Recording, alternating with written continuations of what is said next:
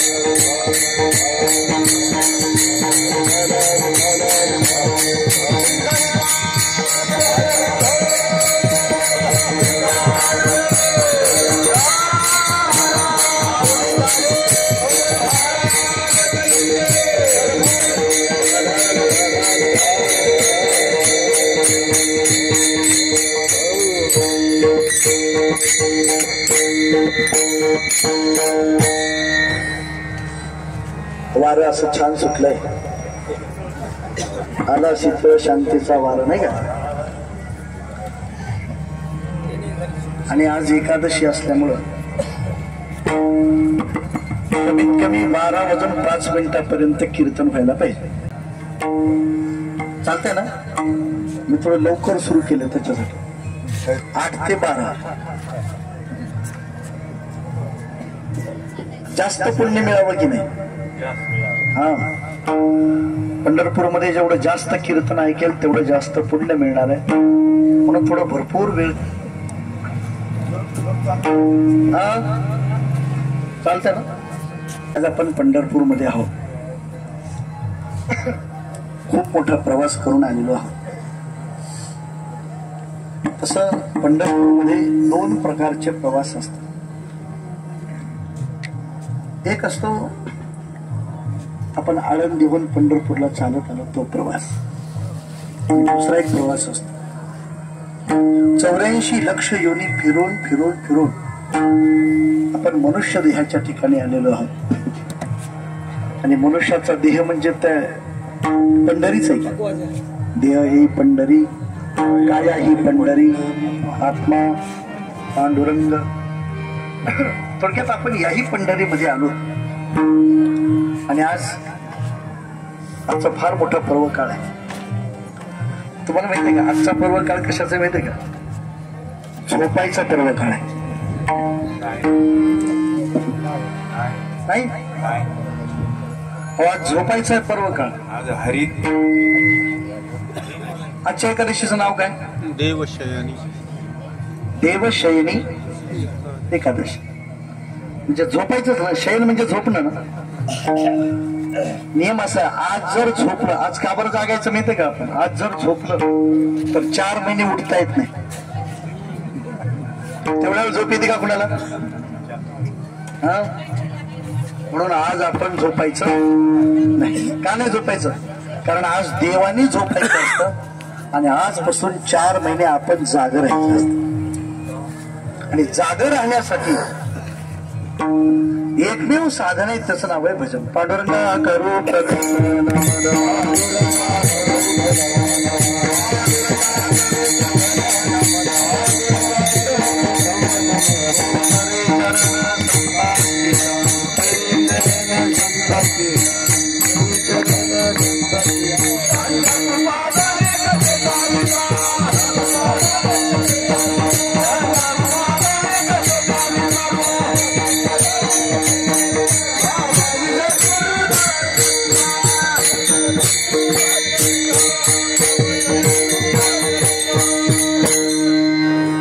नंतर लक्षात राहील न राहील आत्ताच सांगून ठेवतो. आजपासून 4 महिने प्रत्येक व्यक्तीने काहीतरी नियम करायला पाहिजे. कुठलाही करा. रामकृष्ण हरी भजन करण्याचा करा. दररोज एखादी महिला मंडळ देवापुढे एखादी रांगोळी काढण्याचा नियम करा. एखादं स्तोत्र म्हणण्याचा नियम करा. कुठलाही नियम 4 महिने करायचा. देव जोपर्यंत उठत नाही तोपर्यंत काहीतरी नियम असला पाहिजे. आयुष्यभरच पाहिजे. 4 महिने 4 महिने क्या बात. बऱ्याच गावांमध्ये 4 महिने काकडा असतो. आजपासून सुरू झाला. तुमच्याकडे असं अरे 4 महिने जानवरलाही 4 महिने काकडा महिलाचा रामकृष्ण हरीचं भजन महिला 4 महिने. त्याच्याबरोबर पुरुष मंडळीने पण एखादा काहीतरी नियम करावा. दररोज 4 महिने देवाचं एखादं दर्शन घेण्याचा करा. एखादा जप करा. काहीतरी नियम असला पाहिजे. का बरं माहितीये का? आपण जर एखादा नियम केला तर देवाचं आपल्याकडे लक्ष राहतं. हा नियम करतो. नामा म्हणे केशव राजा केला नेम चालवी माझा. नियम आपण करायचा आणि चालवतो कोण? परमात्मा चालवतो. म्हणजे आपल्याकडे लक्ष ठेवतो की देवाचं आपल्याकडे कायम लक्ष राहण्यासाठी काहीतरी नियम 4 महिने केला पाहिजे. विठाल विठाल.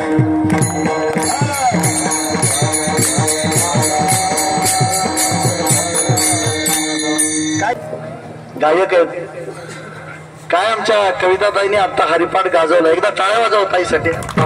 काय मस्त खेळ. मित्र वरून स्टेटस म्हणजे व्हिडिओ काढून स्टेटसला ठेवला. जवळजवळ 80-90 लोकांनी पाहिला बरं.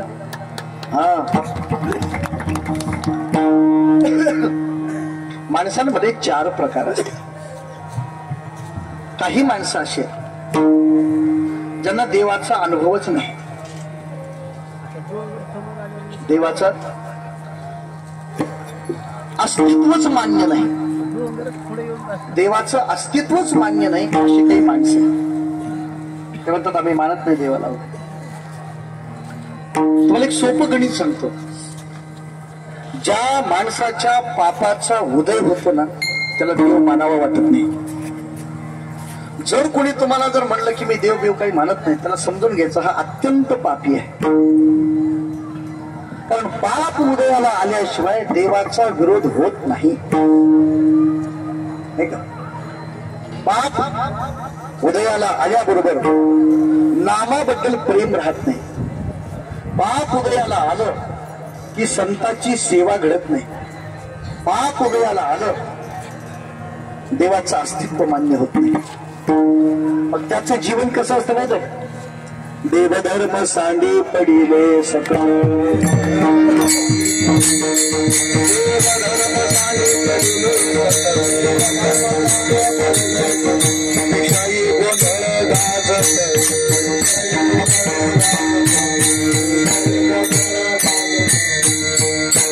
देवधर्म सांडी पडिले सकळ तुकोबरा सांगतात. त्याच्यासाठी देवाचं अस्तित्व मान्य नसतं. कुठेतरी सांडीला पडलेले असतात, त्याचं अस्तित्व मान्य होत नाही कारण तो पापी असतो. पापी ओळखाचं अत्यंत सुंदर चिन्ह म्हणजे देवाचं अस्तित्व नाकारणे. त्याला अस्तित्वच मान्य नाही असे काही लोक आहेत. आता त्यांचं पाप काय, त्यांनी कसं, त्यांचा विचार कशाला करत बसायचा आपण?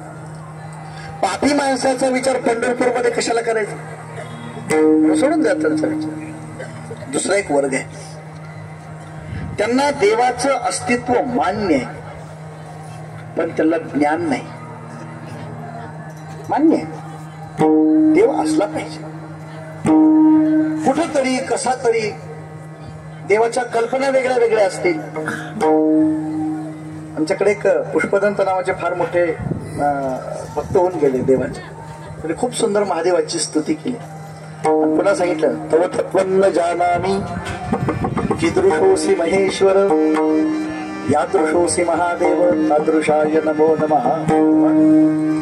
मी प्रयत्न केला तर मला समजून घेण्याचा, पण मला अस्तित्व मान्य आहे तुमचं, पण तुमच्याबद्दल मला ज्ञान झालेलं नाही. आणखी यांच्यापेक्षा मोठ्याचं नाव सांगतो. त्यांनी असं स्पष्ट सांगितलं, त्यांनी असं स्पष्ट, फार मोठा माणूस, इतका मोठा ना, एवढा मोठा की बस त्याचं मोठे पण काय सांगू, एवढा मोठा माणूस, पण तरी सांगितलं देवा खरं सांगू. भागवतामध्ये ब्रह्मदेवानी परमात्म्याची स्तुती केली आणि देव साक्षात समोर आहेत आणि देवाच्या समोर हात जोडून सांगितलं देवा खरं सांगू का? म्हण जानंत एव जानंतो किं बहुक्त्या.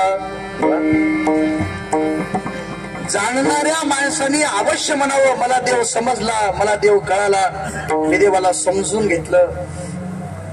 पण मी या जगाचा बाप ब्रह्मदेव सांगतोय मनसा वपुषो वाचो वैभवम तव गोचरा.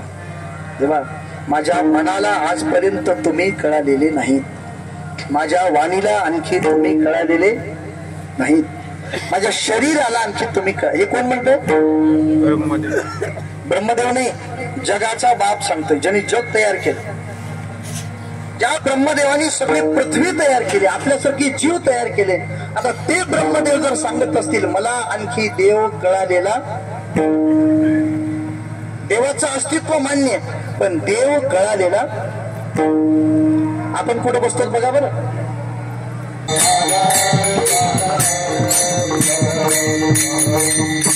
खरं सांगू का, आपणही सगळे ह्यांच्यातच बसतो. आपल्याला देव मान्य केले, आपल्याला मान्य. आपण पंढरपूरला येतो, गावातल्या मंदिरात जातो, घरच्या देवाची पूजा करतो, भजन म्हणतो.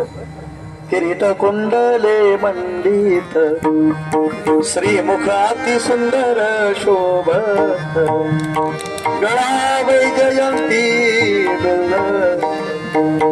हार मिरवित तुळशीला पंढरपुरी जे भीमा. खूप सुंदर भजन म्हणतो आपण, जातो त्याचं भजन करतो, पण खरं सांगा बरं, देव कळाला का? देवाचं ज्ञान आहे का? आणखी आपल्याला देवाचं ज्ञान नाही. आपण देवाचं भजन, अशा माणसाने देवाचं भजन करत राहावं, ज्ञान नसलं तरी. कारण देव एक दिवस त्याच्यावर कृपा करतो आणि त्याला ज्ञान करून देतो. म्हणून वारी किती दिवस करायची? जोपर्यंत देव आपल्याला जवळ घेऊन आपलं निज तत्व स्वतः सांगत नाही तोपर्यंत वारी करायची. बेटा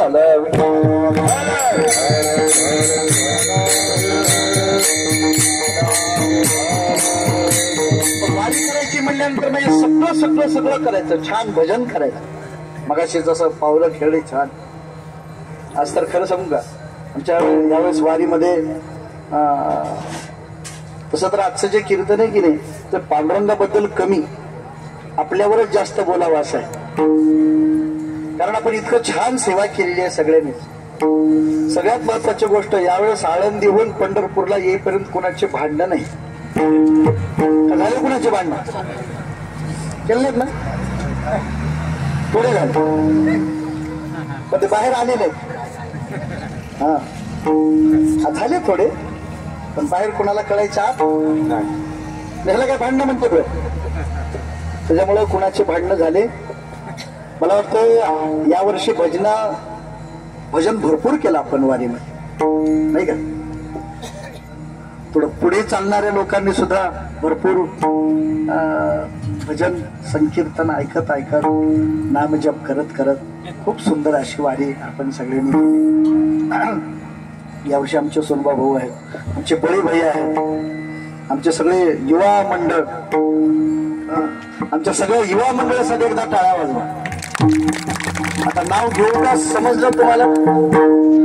आमच्या सोनबा भाऊ पासून ते आमच्या, काय तुम्हाला खरं सांगतो, काही काही इतके सेवाभावी असतात की नाही. आमचं जनक आहे की नाही, तुम्ही कधी लक्ष केलात का बघा. मी तर त्याला बसलेलंच बघितलं नाही. कुठलंही काम नुसतं फक्त सांगायचीच वेळ तयारच. आमची वर सकुमा आहे,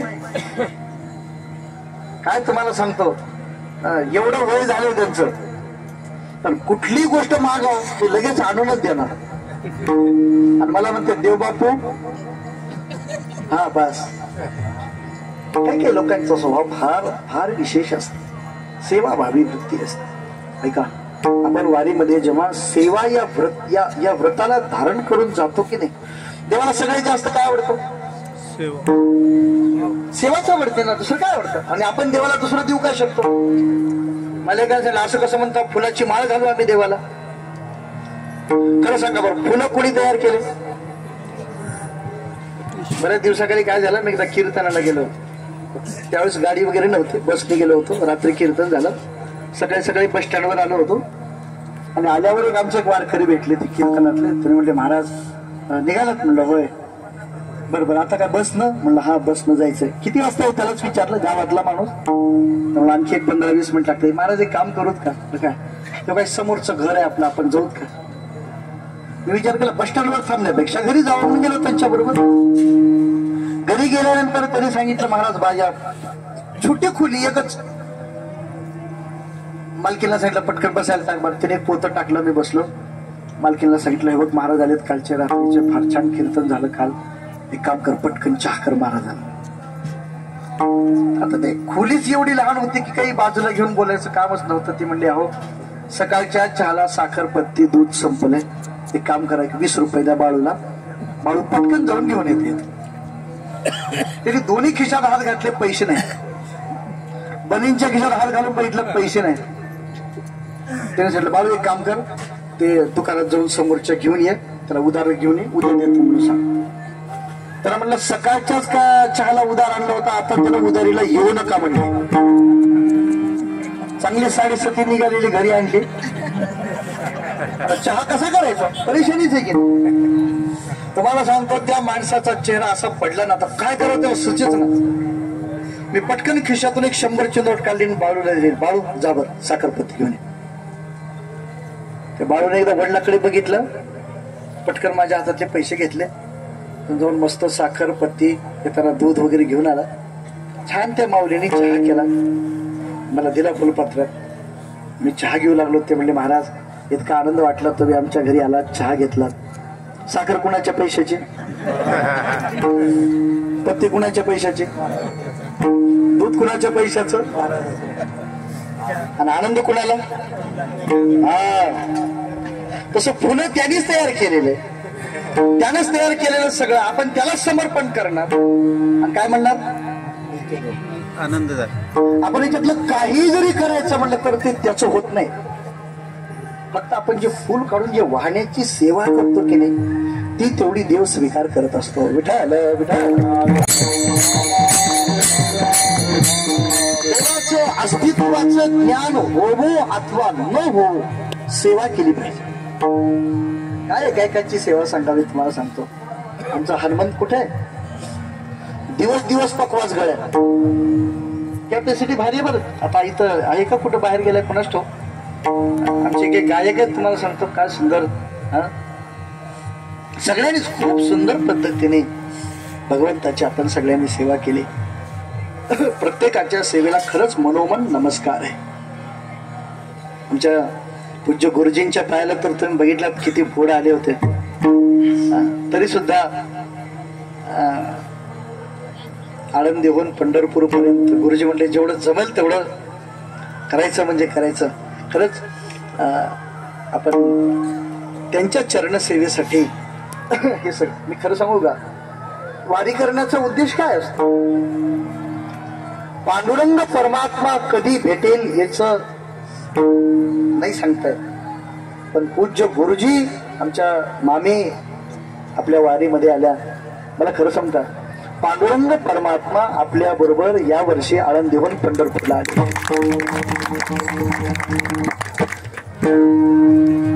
मी तुम्हाला मागे कधी सांगितलं माऊलीचं दर्शन कधी होईल न होईल नाही का, पण काही काही संत महात्मा पुरुष वारीमध्ये चालतात, त्यांचं जरी दर्शन झालं ना तरी माऊलीचं दर्शन झाल्यासारखं आहे. आपण सगळ्यांनी खूप मोठी सेवा केली, त्याबद्दल काय सांगावं. काय द्यावे त्यांचे आपल्या प्रत्येक सेवेचं फळ एवढं मोठं आहे. असं म्हणतात तुकोबारायांचे जे पूर्वज होते विश्वंभर बाबा, ते जेव्हा आळंदीहून पंढरपूरला यायचे ना, त्या प्रत्येक वेळा त्यांनी पाहिलं की देवाची मान थोडी थोडी वाकलेली असायची, थोडी थोडी वाकलेली असायची. किती 5-7 पिढ्या निघून गेल्या. का बरं वाकले? त्याच्या सेवेने. मला सांगा आपल्यासाठी पण थोडी वाकत असेल की नाही देवाची मान? आपण केलीच की सेवा, कमी असेल अन्य की. तुकोबारायांच्या पूर्वजा एवढी सेवा करावी आपली योग्यता नाही, थोडी तरी सेवा आपण परमात्म्याची केली असेल. आणि खरं सांगू का, या सेवेचं दर्शन करण्यासाठीच वाटत आहे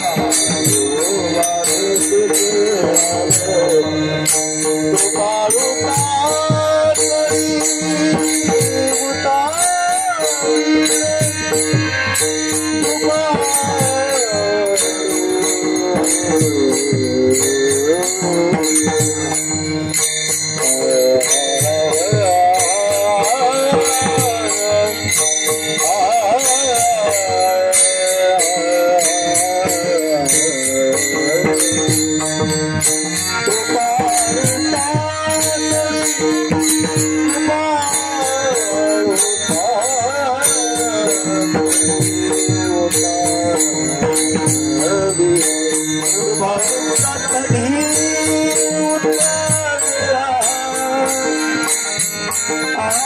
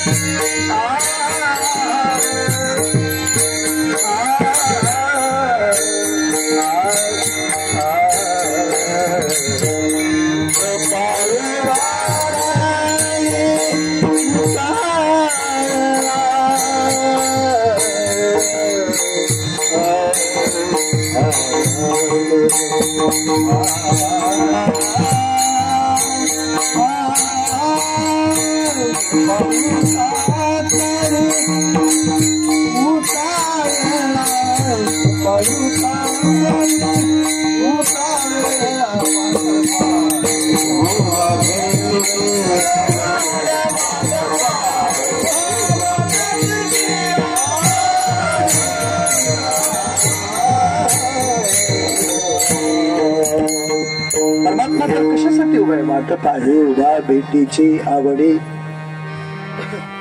अहो कुणी जर पाहुणा जर यायला लागले असं कळलं तर आपण दरवाजापर्यंत जातो की हा, तर आपण सगळे आळंदीहून चालत यायलो ते कळाल्यानंतर देव सुद्धा किती आनंदित होत असत. इथे एक पादुका मंदिर म्हणून आहे, तुम्हाला माहिती आहे? आपण येताना वाट्यामध्ये तिथं पांडुरंगाचा रथ येत असतो. पांडुरंगाचा रथ येत असतो कशासाठी? आज पांडुरंगाला काल मंदिरात थांबवत नाही, मग तिथपर्यंत येतात. बेटीची आवडी. हो, माणसालाच देव आवडतो असं नाही, देवाला सुद्धा भक्त आवडतात, अत्यंत आवडतात. कधी एकदा येईल एकादशी, माणसं वाट पाहतील ना म्हणले, देवही वाट पाहतो. कधी एकदा एकादशी येईल, माझे भक्त माझ्या जवळ येतील, मला त्यांची भेट होईल. आणि देव सांगतो सुद्धा, आषाढी कार्तिकी विसरू नका मग सांगत से गुज. पांडुरंग परमात्मा सांगतो, आषाढीला येत जा बरं, कार्तिकीला येत जा, 2 तरी वाऱ्या कमीत कमी वर्षाला येत जा.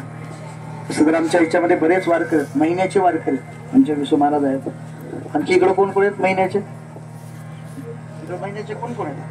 महिन्याचे विसू महाराज आहेत, बरेच असे वारकरी आहेत. तिसरा एक वर्ग आहे, त्यांना देवाचं अस्तित्व मान्य आहे आणि देवाचं ज्ञान पण आहे. देवाचं ज्ञान पण अस्तित्वही मान्य आहे. आणि आपल्याला सगळ्याला प्रसिद्ध उदाहरण आहे आपल्याच पंढरपूर मधले नामदेव महाराज, त्यांना अस्तित्वाचं ज्ञान आहे आणि दररोज देवाबरोबर खेळतात. किंवा नामदेवराय पांडुरंगाच्या मंदिरामध्ये आले, देवाला नैवेद्य खाऊ घालण्यासाठी पहिल्यांदाच आले होते. बरोबर यायच्या वडिलाच्या, पण एक दिवस स्वतः आले आणि त्याने देवाच्या समोर हात जोडले, देवाला सांगितलं, देवा थोडं जेवण करा ना. नैवेद्याला भगवंताच्या समोर ठेवलं, पाणी फिरवलं, हात जोडून राहिले, देवा थोडस. मग नामदेवराय देवाला प्रार्थना करायला, घेऊन आलो नैवेद्या एकतरी घे घास विठ्ठला. का खात नाहीस बरं? भूक नसे का तुला लागली, काय यशोदा मनी आठवी, कानाच्या वरती रुसना, एकतरी घे घास विठ्ठला. हे विठ्ठला, हे देवा, एक तरी घास घ्या ना. त्यावर माझ्यावर रुसलात का? हा, बहुतेक आज असे झालं असेल, मी तुम्हाला नैवेद्य आणलेला बघून तुमच्या मनात आईची आठवण झाली असेल. असे का भूकच लागली नाही? मी थोडं लवकर आलो का जेवायच्या वेळी? तरी देव जेवण. तुला हे माझं नैवेद्य आवडलं नाही का? सुदामजीचे पोहे मुठभर कसे लागले तुझला रुचकर, गवळ्या घरची खीर श्यामला, घेऊन आलो नैवेद्या. घ्या ना, सुदामाचे पोहे चालते, तुम्हाला का नाही? माझं का खात नाही? गवळ्याच्या घरची खीर किती आनंदाने खाल्लात असं भागवतामध्ये कथाकार लोक सांगतात. किती संतांनी असं निवेदन केलेलं आहे. देवा एक काम करा, तुम्ही जेवण करा ना. तरी देव जेवण करेना.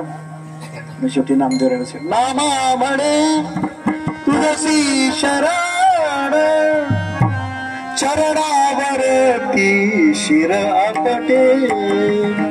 आता शेवटचा पर्याय एकच, तुझ्या पायावर डोकं आपटतो असं म्हणून आपटणार परमात्मा प्रगट झाले आणि परमात्म्याने दर्शनही दिलं, खीरही खाल्ले आणि दररोज परमात्मा त्यांच्या बरोबर राहायला लागले.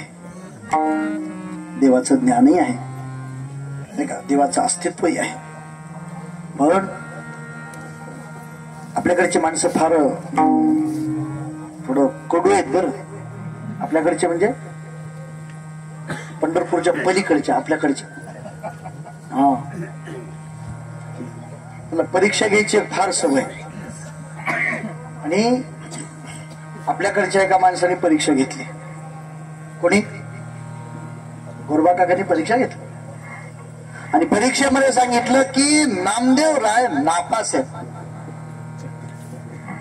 कल्पना करा, जो देवाला प्रत्यक्ष खाऊ घालतो तो नापास झाला. का नापास झाला? काय कारण आहे? काय कारण आहे? ज्ञान आहे की नाही देवाचं? देवाच्या अस्तित्वाचं मान्यता आहे की नाही? आहे ना. तरी नापास का? त्याचं कारण आहे अनुभव नाही. म्हणून देवाचं अस्तित्व मान्य असलं पाहिजे. दुसरी गोष्ट, त्या अस्तित्वाचं ज्ञान असलं पाहिजे. आणि तिसरी गोष्ट, त्या अस्तित्वाची अनुभूती पाहिजे. आणि ज्या वेळेला त्या अस्तित्वाची अनुभूती येते ना, त्यावेळेस जो देव दिसतो की नाही, तो इतका सुंदर असतो, इतका सुंदर असतो. तो परमात्मा माझ्या हृदयामध्ये राहा. अभंगाच्या पहिल्या चरणामध्ये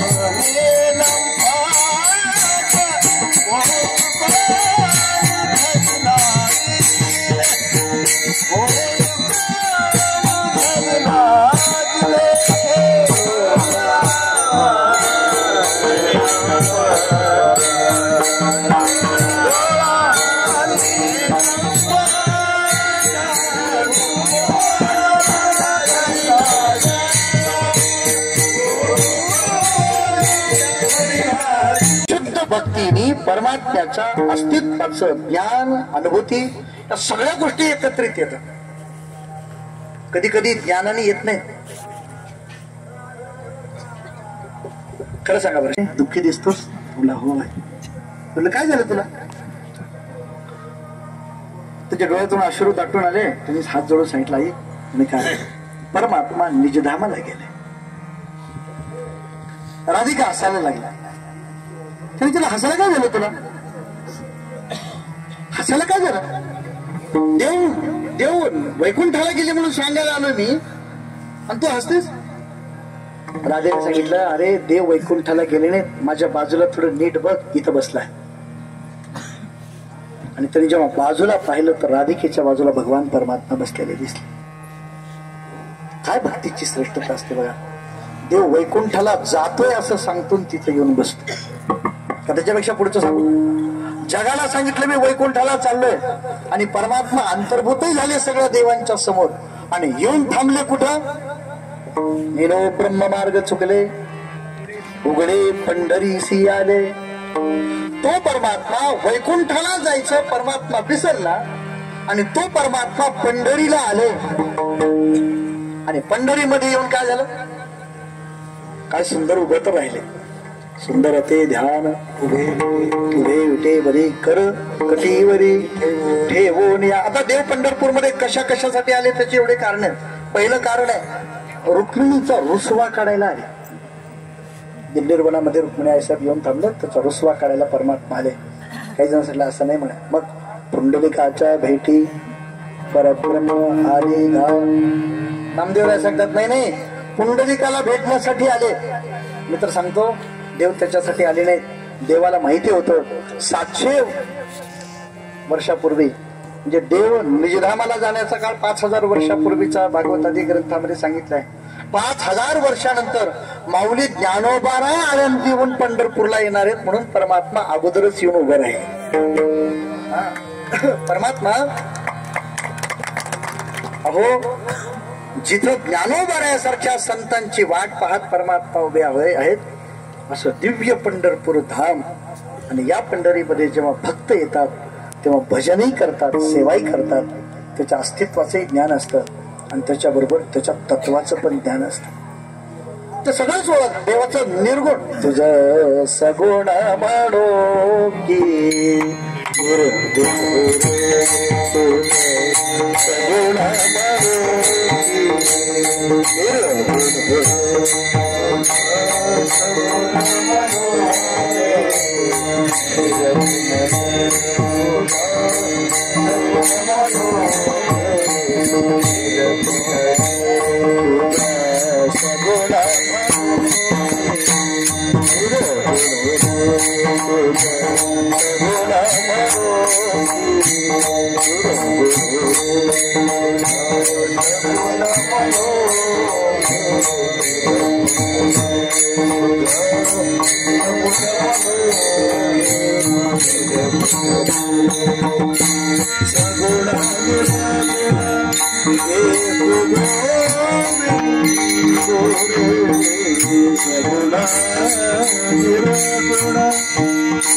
सगुण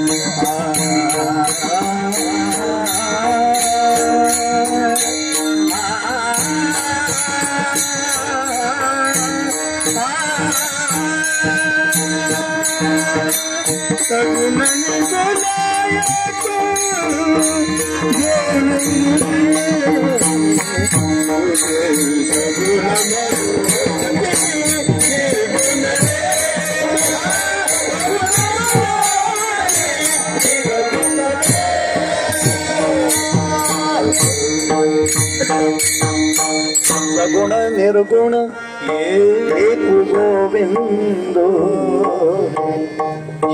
हे जे दर्शन आहे की नाही, हे दर्शन केवळ दृष्टीचं दर्शन नाही, हे आतलं ज्ञानही आहे आणि त्याच्याबरोबर शुद्ध प्रेम पण आहे, नाही का? प्रेम ज्ञान परमात्म्याच्या अस्तित्वाची सगळी परिपूर्णता ज्याच्या ठिकाणी असते की नाही, त्याला जे परमात्म्याचं दर्शन होतं ना, कात होत नाही. तुकोबाराने सांगितलं आता राहू आता हेचे ध्यान. हेच ध्यान म्हणजे देवाचे खूप ध्यान आहेत बरं. ध्यान म्हणजे रूप, अवतार, स्वरूप, म्हणजे किती वेगवेगळ्या प्रकारचे ध्यान. मत्स्य रूप आहे की नाही, कूर्म रूप आहे की नाही, वराह. तुमच्यापैकी कोणी उठल्या सकाळी सकाळी वराहाचं ध्यान केलंय का? वराह देव आहे की नाही, केले तुमच्यापैकी? ते ध्यान सुद्धा करावं वाटत नाही. मग वामन, परशुराम, तुम्हाला सांगतो एवढे देवाचे. काल मला वाटतं काल आमच्या ताईने कोणीतरी अनंत रूपे अनंत वेश आहे, अवताराच्या राशी म्हणलं नाही का? हा, आमचं काल खूप सुंदर कीर्तन केलं आमच्या वृंदाताईने. एकदा खरंच ताईसाठी टाळ्या वाजल्या. मला नंतर बरेच जण म्हणले हे कीर्तन मध्ये 1-2 वेळेस व्हायला पाहिजे होतं म्हणून. खूप सुंदर आवाज आहे ताईचा. आणि खरं सांगू का, ताई जे बोलते ना ते फार प्रेमानं बोलते बरं. खरं सांगू का, कीर्तन ज्ञानानं करणारे खूप आहेत, पण मन मोकळं ठेवून आपल्याला जे काही समजलेलं आहे ते शुद्ध भावाने देवाच्या समोर निवेदन करतोय या भावाने सांगणं हे खरंच फार कठीण आहे. त्याच्यासाठी अंतःकरण शुद्ध असलं पाहिजे, मोकळं असलं पाहिजे. त्यांनी खूप सुंदर सांगितलंय परमात्म्याच्या अनंत अवताराच्या राशी तो हा उभा बेटे किती किती. आणखी एक देवाचं रूप आहे, मी नेहमी सांगतो तुम्हाला बघायचं का?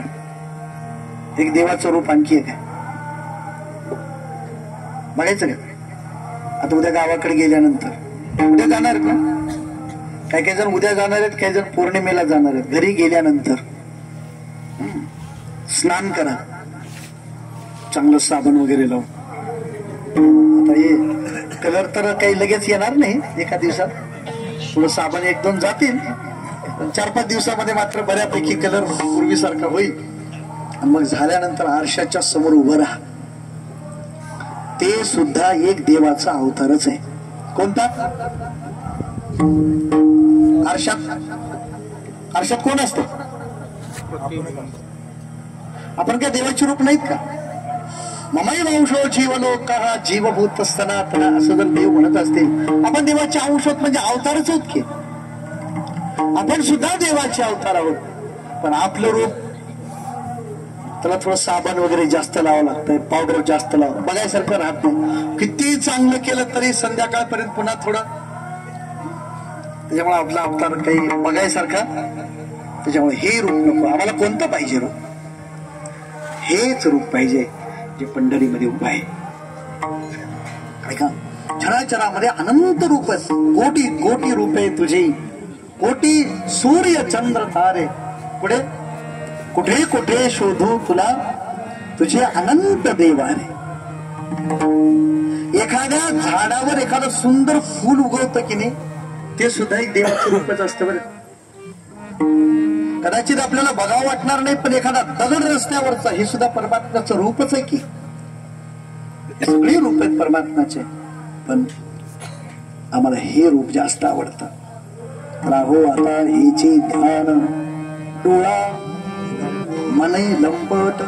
आमचा डोळा, आमचे डोळे आणि आमचं मन त्याच्यावर आसक्त झालेलं आहे. बाकीचे सगळे देवाचे रूप आहेत, पण पुन्हा पुन्हा बघा वाटत नाही. पुन्हा पुन्हा तुम्ही भरपूर सेल्फी काढता ना, भरपूर फोटो काढता. फोटो काढल्यानंतर किती दिवसानंतर डिलीट करता? 2-4 महिन्यानंतर. आता मोबाईल जो आहे की नाही, त्याच्यापेक्षा दुसरा मोबाईल घेतला की ह्या मोबाईल मधले सगळे डिलीट करून टाकतो. फक्त 1-2 महत्वाचे चांगले घेऊन बाकीचे सगळे. का बरं? आता हे रूप बघण्यासारखं राहिलं नाही. पण अनंत युगापासून युगे 28 विटेवरी उभा, तेवढ्या देकाळापासून असलेला पांडुरंग परमात्मा हे रूप मात्र आमच्या डोळ्याला अत्यंतिक आवडलं. हे सांगणारे तुकोबर आहेत. तुकोबराने नुसतं एकदा पाहिलं नाही देवाचं रूप, परमात्म्याला वेगवेगळ्या रूपामध्ये पाहिलं की नाही. कृतयुगामध्ये परमात्म्याला नरसिंह रूपामध्ये पाहिलं, तेव्हा चांगलं होतं म्हणे रूप, पण मला जर सोडलं तर बाकी सगळ्याला त्याची भीती वाटत होती. त्याच्यानंतर राम रूपामध्ये आले अंगद म्हणून. अंगदाच्या रूपाने भगवंताच्या बरोबर राहिले.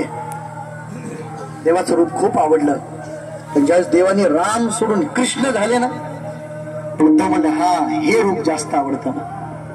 कारण अंगद काही जास्त दिवस राहिले नाही भगवंताच्या जवळ, पण उद्धव म्हणून सावली सारखं राहिले. फक्त पहिले 11 वर्ष जर सोडलं तर उद्धव आयुष्याच्या शेवटच्या क्षणापर्यंत कायम भगवंताच्या सान्निध्यामध्ये राहिले. पण तोच परमात्मा जेव्हा पंढरीमध्ये पांडुरंग रूपामध्ये आले, ते नामदेवाच्या रूपाने आले. आणि नामदेवरायाच्या रूपाने आल्यानंतर त्या देवाला पाहून, त्या देवाची भक्ती करून, त्या देवाची उपासना करून नामदेवरायांची इच्छा पूर्ण झाली नाही.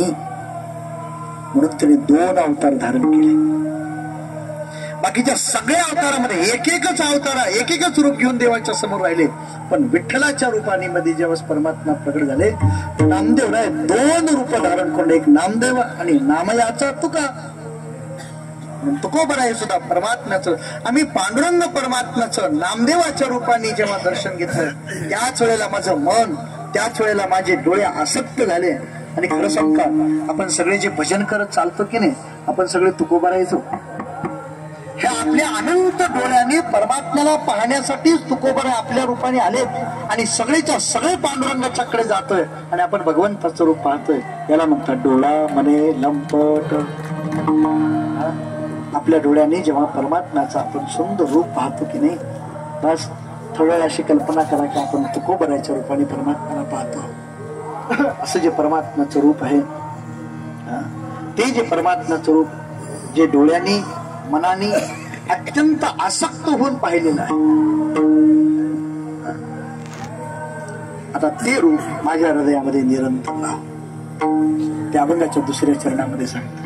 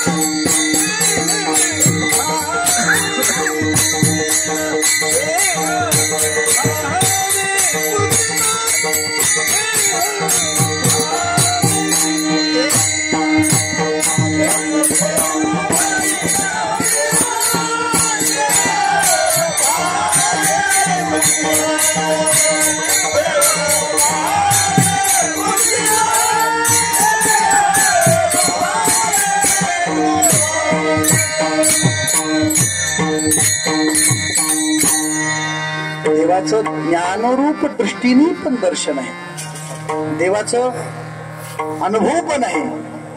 सगळ्या गोष्टी काय आहे, तुम्ही सगळ्या संतांचा जर थोडा नीट विचार केला तर ते प्रत्येक संतांच्या ठिकाणी ज्ञानाने देवाचं दर्शन असतं, अनुभूती असते आणि पुन्हा सगुणाने देवाची उपासना असते. म्हणून आमच्याकडे गुलाबराव महाराज म्हणून फार मोठे अधिकारी पुरुष होऊन गेले, तिने फार छान शब्द वापरला विषय म्हणजे तुमच्याकडेच ना, हा आमच्या ताईकडचे तुम्ही फार छान, मधुर अद्वैत, गोड अद्वैत. अद्वैत म्हणजे माझं आणि परमात्म्याचं ऐक्य, पण ते कसं गोड ऐक्य. गोड ऐक्य म्हणजे काय माहितीये का, एकाच वेळेला ज्ञानही असतं, एकाच वेळेला त्याची उपासना पण असते. गोपींनी सुद्धा देवाला सांगितलं, माहिती का मला तू कोण, नखलू गोपिका आनंदनो भवान अखिल देही नाम अंतरात्मद्रक. हे देवा, तू सगळ्याच्या हृदयामध्ये राहणारा परमात्मा आहेस, हे ज्ञान आहे, पण मी कोण आहे, काय मी काय करते, आम्हाला तुझी भक्ती करायची आहे म्हणून आम्ही तुला सगुण पाहतो. जगामध्ये जेवढी काही देवाची रूप आहेत की नाही, त्या सगळ्या रूपांना सगुणच मानतात. तुम्ही जर वृंदावनला गेलात, कृष्ण कसा आहे, सगुणच आहे. हा, तुम्ही जर समजा अयोध्येला गेला, राम कसे सगुणच आहे. तुम्ही समजा रामेश्वरला गेला, परमात्मा सगळे सगळे सगळे देव सगुण आहेत, पण एक पांडुरंग परमात्मा असू नये असं आहे, सगुण आणि निर्गुण आहे. म्हणजे काय, त्याला जीव भावानी मी आहे असं मानायचं आणि देहभावे पूजेन, आणि पुन्हा देहाचं अस्तित्व स्वीकारून त्याची उपासना करायची. हे जे ब्रह्म समजून सगुणाची उपासना करणं, हे ह्याला शब्दाच्या पलीकडचीच गोष्ट आहे. ज्ञानोबारांचे काही अभंग आहेत असे. ज्ञानोबारा एकदा पांडुरंग परमात्म्याचं दर्शन घ्यायला म्हणून गेले मंदिर, आणि मंदिरामध्ये गेल्यानंतर समोर पाहिलं त्याने, विटीवर पाहिलं. विटीवर काय दिसलं माहिती, विटीवर काय दिसलं, पाहू गेले तव नीची मज दिसे. ज्ञानोबाराने जेव्हा विटीवर पाहिलं, काय दिसलं त्यांना, नीची मज दिसे. म्हणजे कोण, मीच परमात्मा आहे. पण ते एक कुशल कारागीर होते, त्याने काय केलं, एक मासोळी तयार केली. कशाची केली माहिती, खडी साखरेची मासोळी तयार केली. आता इतकी सुंदर तयार केली खडी साखरेची मासोळी. लोक म्हणले वा काय छान तयार केलं. एक योगी रस्त्याने जात होता आणि त्या योग्याने पाहिलं ती मासोळी, त्याच्या मनात असं विचारलं, आपण जर ह्याच्यात प्राणच फुंकले तर. आता ते योगी होता, त्याला शक्य होतं. तरी कुठला तरी अंतरिक्षातला एक जीव घेतला आणि तो त्या मासोळीमध्ये टाकला, आणि मासोळी कशी झाली, कशी झाली, आता जीव आल्यावर जीवन झाली ना. आता प्रॉब्लेम असा आहे, मासोळी पाण्याच्या बाहेर राहू शकते का, आणि मासोळी कशाची, आणि खडीसाखर पाण्यात गेल्यावर राहू शकते का. हे जशी हे जे त्या दोन्हीच्या वर जी आहे की नाही, संस्कृत एक देहली दीपन न्याय, म्हणजे एका बाजूने इकडून जर बघायला गेलं तर बाहेरही दरवाजामध्ये उमरटा असतो की नाही, त्याच्यावर जर दिवा लावला तर आतही प्रकाश पडतो, बाहेरही प्रकाश पडतो की नाही. तसं देहभावानी बाहेर राहायचं आणि जीव भावानी आत परमात्म्याचं सुख भोगायचं. परमात्म्याचं अद्वैत सुख एका बाजूला आणि परमात्म्याची सगुण उपासना पण एका बाजूला. हे एकाच शरीरातून करण्याची जी प्रक्रिया आहे की नाही, ती ज्याला जमते ना त्याला संत असं म्हणतात. हे ज्याला समजलं, मला वाटतं तुम्हाला सगळ्याला समजलं ना. आता हे समजलं ना, आता हे करायचं त्याच्यापेक्षा फारच अवघड आहे. आणि ते जर झालं, होण्याची शक्यता फार कमी आहे, पण समजा झालं तर काय, ते तिसरं चरण सांगतात. Oh,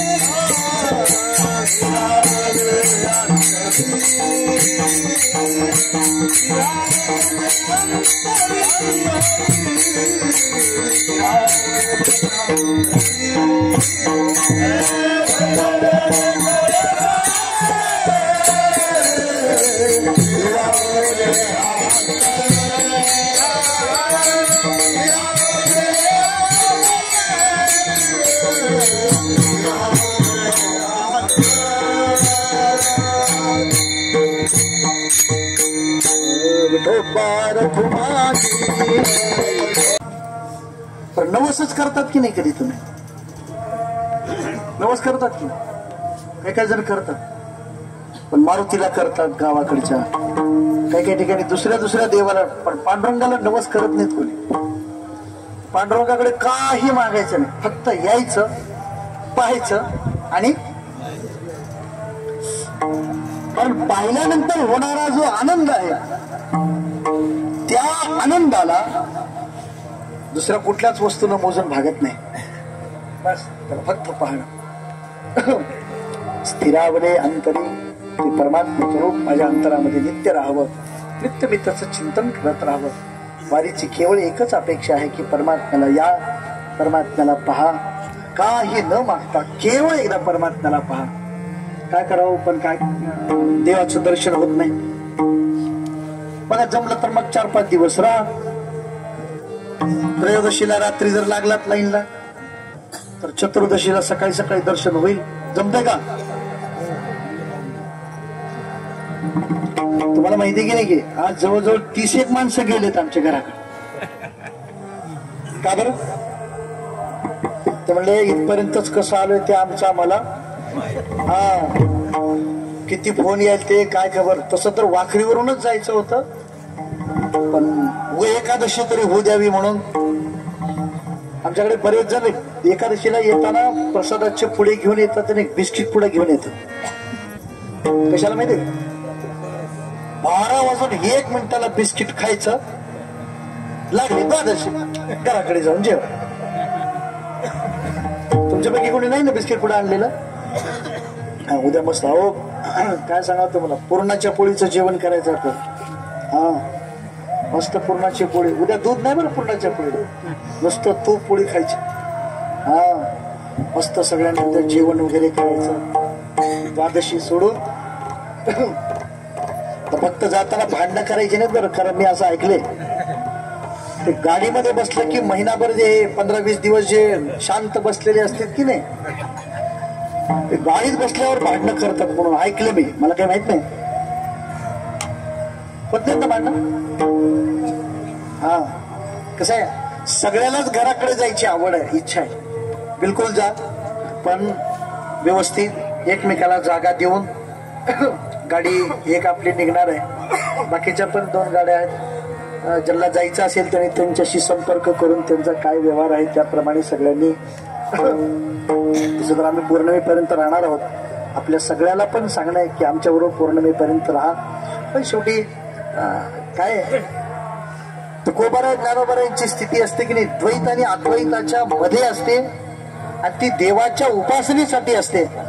पण आपण संसाराच्या आणि परमार्थाच्या मध्ये आहोत. कारण आपल्याला परमात्म्याचं पूर्ण ज्ञान झालं नाही आणि संसाराचं तर पूर्ण ज्ञान कुठे, ते आपल्याला करायचंय नाही, हेही करायचंय. आपल्यासाठी दरवर्षी वारीला येणं आवश्यक आहे. जेवढा वेळ होईल तेवढा वेळ वारीला यावं, दर्शन घ्यावं, देवाची उपासना सेवा करावी. अहो तुम्ही सगळेजण पाहता, घरी तुम्ही इथं येईपर्यंत सगळ्या पाली पडलेल्या असतात. हा कधी कोणाची पाल थोडी खालीवर होते, पण त्याच्यात ते बिचारे टाकणाऱ्याचाही काही दोष नसतो. ते बिचारे असं ते बांधून ठेवलेले असतात गड्या करून. तुम्ही अशाच आधी नेऊन टाकतात आणि पुन्हा एक पाली फक्त नेऊन चालू करतात. किती व्यवस्थितपणे सगळं चांगलं करण्याचा पूर्ण प्रयत्न आमचे भाऊजी आहेत, मोगावचे भाऊजी, पुढे येऊन सगळ्यांना बरोबर घेऊन छान आपल्याला घर तयार करून देतात. तुम्ही घरामध्ये येऊन राहता न राहता तोच तिकडून सेवक महाराजांचा आवाज येतोय, हा झालं बघा, चला बसा जेवायला. हा कधी कमी पडला असेल, कारण शेवटी अहो आपल्या घरी पण कधी कधी असं, आता माय मावल्यांना माहितीये घरी सुद्धा कधी कधी सगळं संपल्यानंतर पटकन थोडस लाह्या काढून मी त्याच्या घरी गेलो होतो, ते माऊली जेवण करत होते. मी सहज बघितलं काय जेवायला लागले, मला वाटलं काही स्पेशल असेल. तुम्ही काय केलं होतं, वरणामध्ये वरण लाह्यावर टाकलं होतं. पण हे काय भानगड आहे, ते म्हणले महाराज पोळ्या संपल्यात, भात संपलाय, आता नवीन कुठं करत बसतो म्हणून हे केलं. म्हणजे मला सांगा घरी पण कधी कधी संपत की कधी कधी अंदाजा लागत नाही, कधी कधी माणसं फार हुशार असते.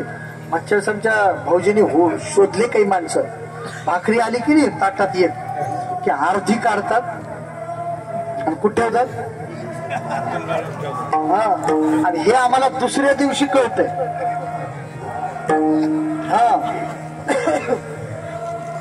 कधी कधी असं होत, कधी कधी कमी जास्त हा हो करत करत शेवटी आपण पंढरपूर पर्यंत येतो. पंढरपूर मध्ये येऊन पोहोचतो. आमचे खरंच सेवक महाराज आहेत, आमचे मोगावचे भाऊजी, आमचे बाबमामा आहेत. एवढ्या तुम्हाला सांगतो, एवढ्या सायास आणि एक वसुधांचे सेवक महाराज असेल, बाबमामा असतील, ह्यांना भजनाची फार आवड आहे. पण या सेवेच्या योगानं त्यांना भजनाकडे सुद्धा येता येत नाही. फार मोठ्या सायास आणि ते सगळे करतात. आमचे पंडूमामा आहेत, काय सुंदर विनेकरी असावा तर असा केले. त्याला टाळ्या वाजव. हा फळी भेटलं बरं त्यांना, आज डायरेक्ट पांडुरंगाचं दर्शन.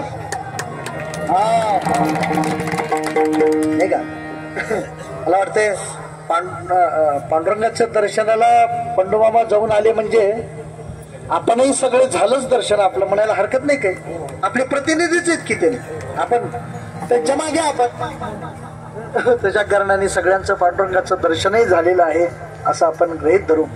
आणि एकच आहे,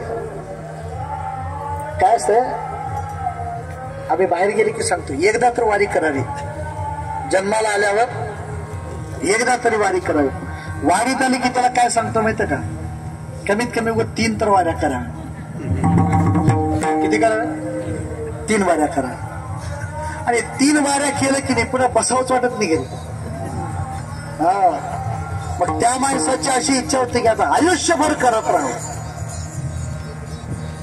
हे तुम्हाला वाटेल की ही आमची चालाकी आहे म्हणून, ही आमची चालाकी नाही, ही तुकोबाऱ्यांची मागणी आहे. ही काय आहे, ही तुकोबाऱ्यांची मागणी आहे. आम्हाला अखंड तुझी सेवा करायला भेटते. तुका म्हणे गोजरी तुका म्हणे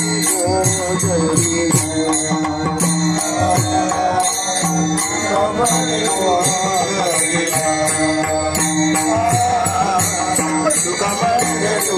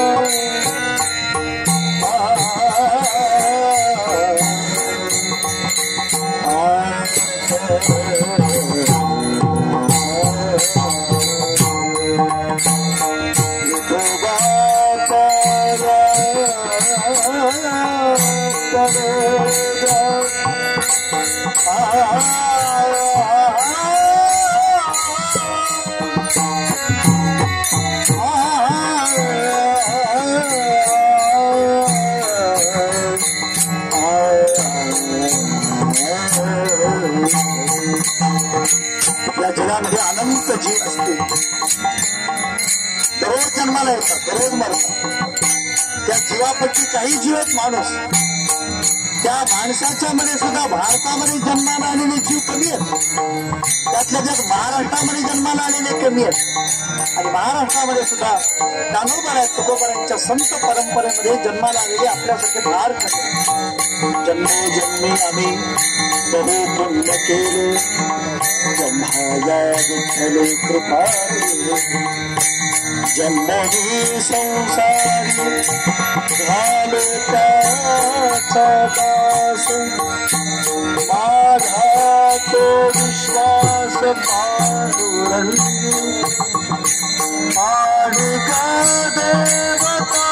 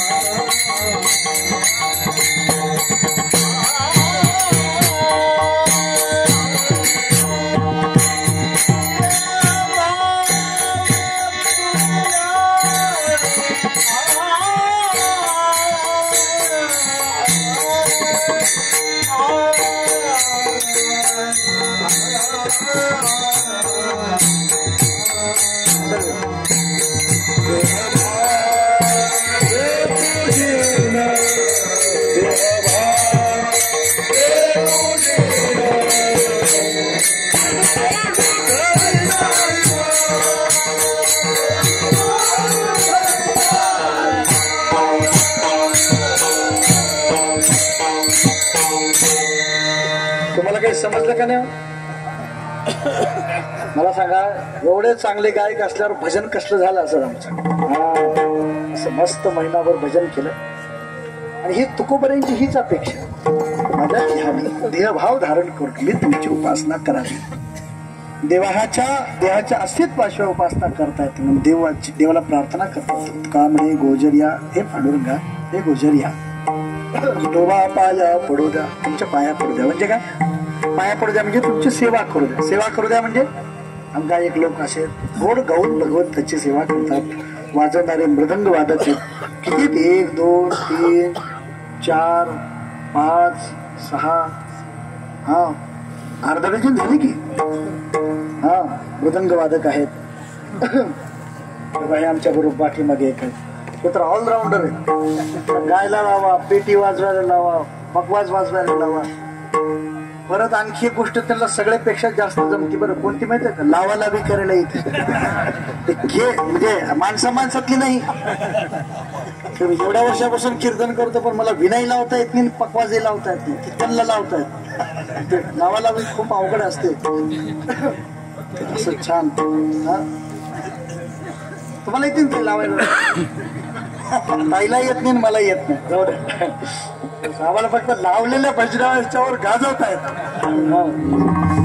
आपण सगळ्यांनी केली, तुम्ही सगळ्यांनी सेवा केली आणि देवाला हीच प्रार्थना करायची, विठोबा पाया पडू द्या. म्हणजे तुमच्या चरणाची सेवा निरंतर होत राहा. कधी तुम्ही बालाजीचं ते सुप्रभात म्हणून एक स्तोत्र असतं बघा, संस्कृत फार छान असतं. त्याच्यावर एक फार छान वाक्य, सकृत सेवया दीर्घ सेवा फलन त्वं प्रयच्छ प्रयच्छ प्रभो व्यंकटेश. हे व्यंकटेश, आम्ही तुझी एक वेळेला सेवा केली, त्याच्या बदल्यावर आम्हाला काय पाहिजे? दीर्घ सेवा फलम. आम्ही एक वारी केली तुझी, त्याच्या फलद्रूपाने आम्हाला काय मिळावं? तर पुन्हा पुन्हा वारी करायला भेटावी, पुन्हा पुन्हा तुझ्या पंढरीमध्ये येता यावं, पुन्हा पुन्हा तुझी जेवढी जमेल तेवढी सेवा करावी. म्हणून परत एकदा पांडुरंग परमात्म्याला प्रार्थना करू की आमच्याकडून निरंतर वारी घडत राहावी, निरंतर उपासना घडत राहावी. घरी गेल्यानंतर सुद्धा तुझीच उपासना आमच्या जीवनामध्ये घडत राहावी. भाऊ आवडसी जीवा पासो निया, कारण तू जीवापासून आम्हाला फार आवडतोस. कानडिया विठोबा कानडिया, भाऊ आवडसी जीवा पासो परखुमा देवी बरो विठ्ठलो राया, भाऊ आवडसी. तूच जीवापासून आवडतोस आणि तुझीच उपासना अखंड करण्याची वृत्ती राहो, करण्याची आमची शक्ती राहो आणि निरंतर होत राहो. काही संतांनी तर लगे मुक्ती म्हणून सांगितलं, आम्हाला मोक्ष नको, मग काय पाहिजे?